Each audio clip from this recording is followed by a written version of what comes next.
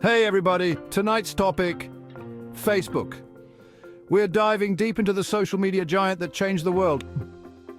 Can you remember a simpler time before Facebook, when likes were just something you did, not something you desperately craved from strangers? Back then, social interactions were face-to-face and handwritten letters were a cherished form of communication. Yeah, me neither. It's hard to imagine a world without the constant buzz of notifications and the endless 2 a.m. doom scrolling. Facebook exploded onto the scene, connecting people globally and redefining how the world interacts. It wasn't just a platform, it became a way of life, a digital extension of our social circles integrated into every facet of our lives. From humble beginnings in a Harvard dorm room, Facebook became an industry behemoth. Mark Zuckerberg's vision turned into a multi-billion-dollar empire, influencing everything from global politics to personal relationships. It went from college kids procrastinating to your grandma posting cat pictures, and now it's fake news and unbridled conspiracy theories. The platform became a melting pot of generations, each using it in their own unique way, sometimes to their detriment. Love it or hate it, you can't deny its impact on society. It changed everything. From how we communicate to how we consume news, the weight of Facebook's influence is undeniable. But as Facebook's user base grew, so did its problems. Privacy concerns, misinformation, and data breaches quickly became hot topics.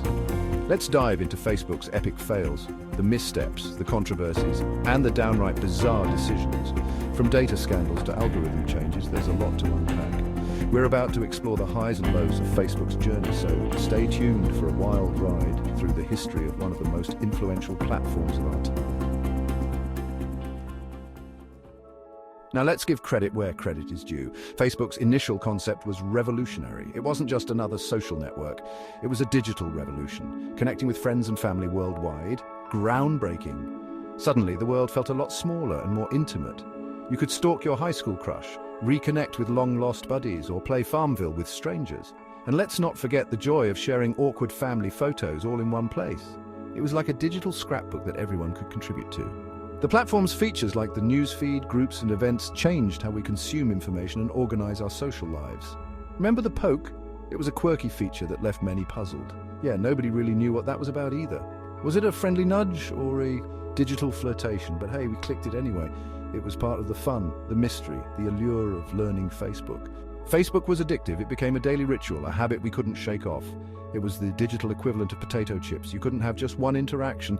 One scroll led to another, and before you knew it, hours had passed. You couldn't resist liking, commenting, and sharing. It was a never-ending cycle of engagement, leading to a dark reality that we may not be evolved enough to process all of that information.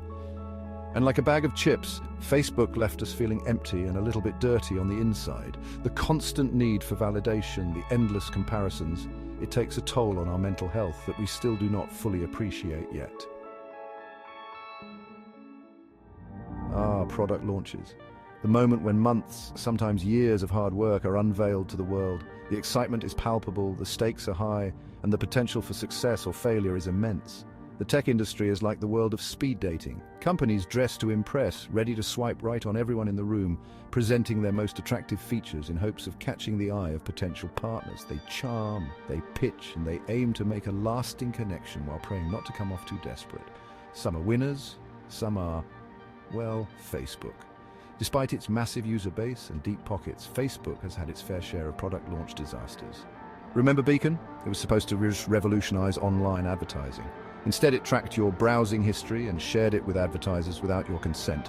A privacy nightmare, because who needs privacy, right? Predictably, users revolted. The backlash was swift and fierce. Facebook backpedaled faster than everyone who ever took a photo with Jeffrey Epstein. They issued apologies, made changes, but the damage was done. The lesson: don't treat your users like walking billboards. Respect their privacy and trust. Then there was Home, Facebook's ill-fated attempt to take over your phone's home screen. It was meant to integrate Facebook deeply into your mobile experience. Instead, it was clunky, confusing, and creepy. Users found it intrusive and hard to navigate. And let's not forget the countless redesigns, each one seemingly designed to make the platform more complicated and less user-friendly. Each update brought more confusion and frustration. Facebook's product launches became a running joke. What will they think of next? The anticipation was often met with disappointment. The answer often was something nobody asked for and everyone hated. It became clear that listening to user feedback was not high on their priority list. Let's talk about privacy, or lack thereof. Facebook's relationship with user data has been shadier than a used car salesman wearing sunglasses at night. Remember Cambridge Analytica? Millions of users' data harvested without consent and used for political advertising. Suddenly, Facebook wasn't just showing you ads for cat toys, it was potentially influencing elections. Then there were the endless privacy policy updates, written in legalese so dense it could bend light. Each update seemed to give Facebook more power and users less control. Facebook claimed these changes were to improve user experience. In reality, it felt more like exploiting user data for profit. Section 5. Inside the walls of Facebook, employee unrest. Behind the shiny facade of Facebook's headquarters, things weren't so peachy. Employee morale was lower than expectations on a Tinder first date. Reports emerged of a toxic work environment, with intense pressure, unrealistic expectations, and a move fast and break things mentality that often prioritized speed over ethics. Employees raised concerns about Facebook's handling of misinformation, hate speech, and political manipulation. But their concerns were often ignored or dismissed.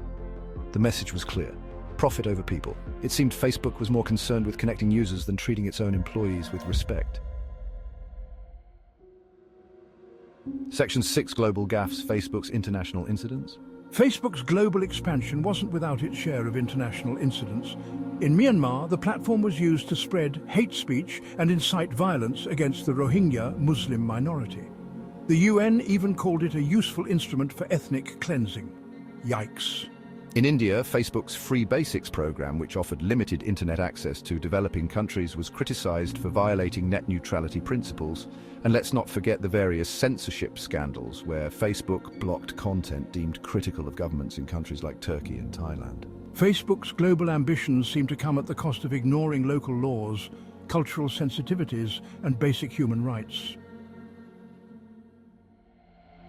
Section 7. Learning from mistakes or not, Facebook's response. So did Facebook learn from its mistakes? Well, that's debatable. To be fair, Facebook has taken some steps to address its issues.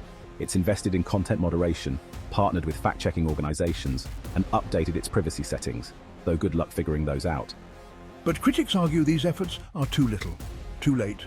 They claim Facebook is more interested in damage control than real change. Facebook's response to its controversies often feels like a PR exercise rather than a genuine attempt to right its wrongs. Section 8. The future of Facebook. Uncertain and unfriended. So what's next for Facebook? The future is as uncertain as a teenager's relationship status. User growth has slowed, particularly among younger demographics. Scandals have damaged the platform's reputation.